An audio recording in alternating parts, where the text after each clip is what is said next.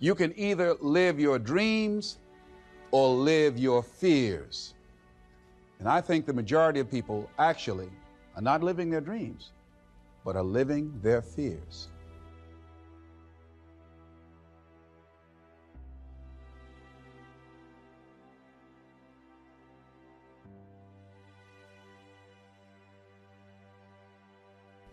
So I want to ask you a question. What are your fears?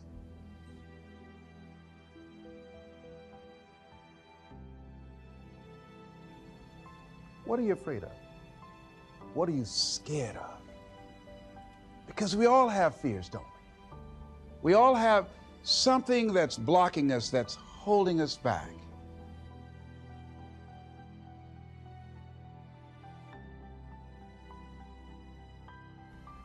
And as we begin to look at life, what we realize is that the reason that most people are not living out their true potential, are not doing all of the things that they would really like to do, is because of fear.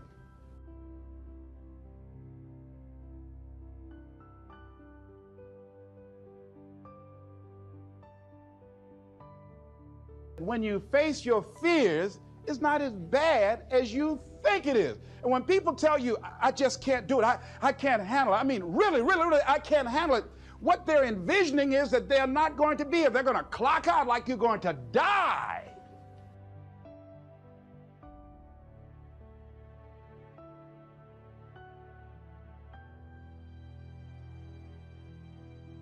And guess what?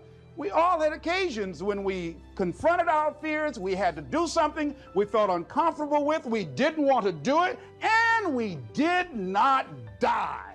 They didn't come take us and put us in a box somewhere.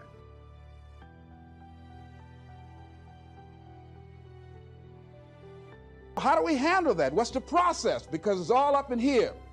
One, I think, is imagine the worst case scenario.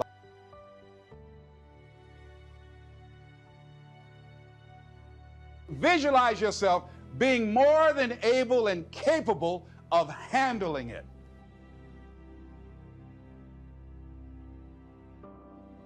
Is seeing yourself being worthy, being capable, having what you need to make you a worthwhile person, and that you're more than able, and that you deserve to be listened to, or you deserve to have that dream and that passion and whatever it is that you see.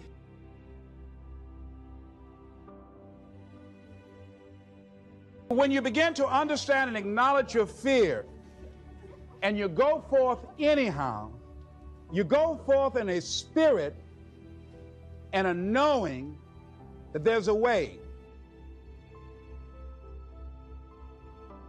that you can begin to handle this. There's a way out here somewhere. There's a solution.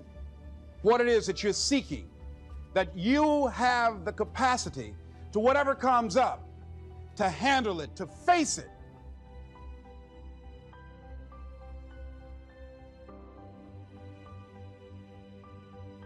And rather than feeling powerless, you begin to feel powerful.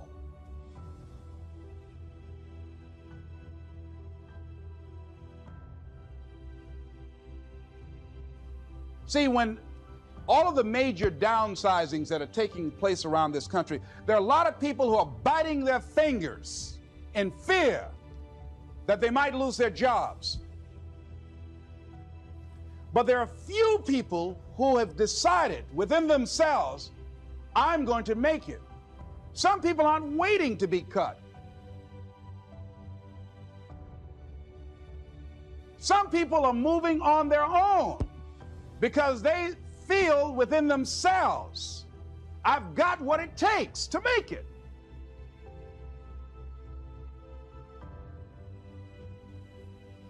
They're not afraid about tomorrow because of how they see themselves, because of what they feel that they deserve, because of what they feel that they can create for themselves. Because these people have decided, as they look at the future, as they look at themselves,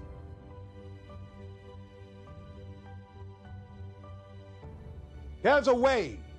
Where there's a will, there's a way for me to begin to create a way out of no way.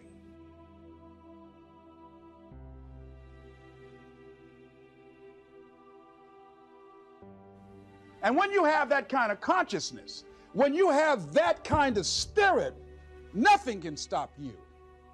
Nothing.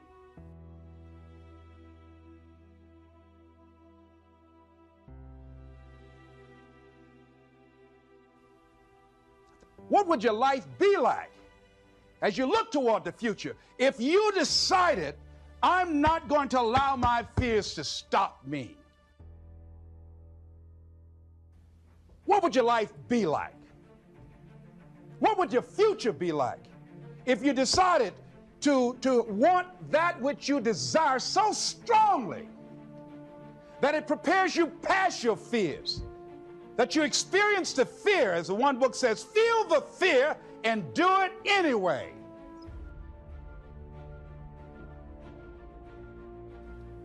What would your life be like? And I'm saying to you that all of us who have been entombed by fear have the capacity to resurrect ourselves.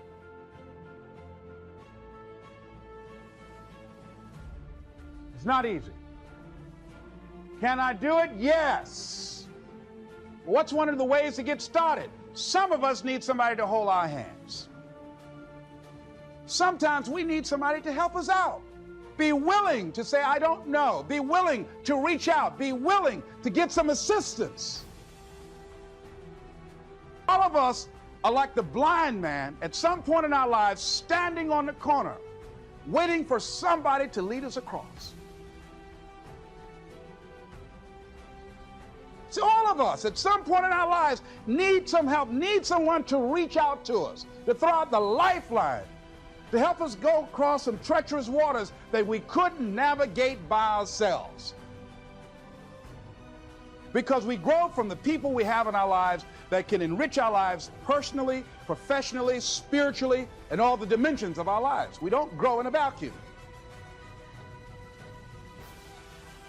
As you assess your strengths and your weaknesses, as you begin to approve yourself and your passions and your dreams and your goals and the things that you want, if you decide to experience all of your true potential, as you decide to manifest all of your greatness, you've got to believe in yourself. You've got to believe in your abilities. You've got to believe in your service, your company, your ideas. Unquestionably, you must have faith. It's hard. Yes, it's hard. It's difficult. Yes, right. And it's worth it.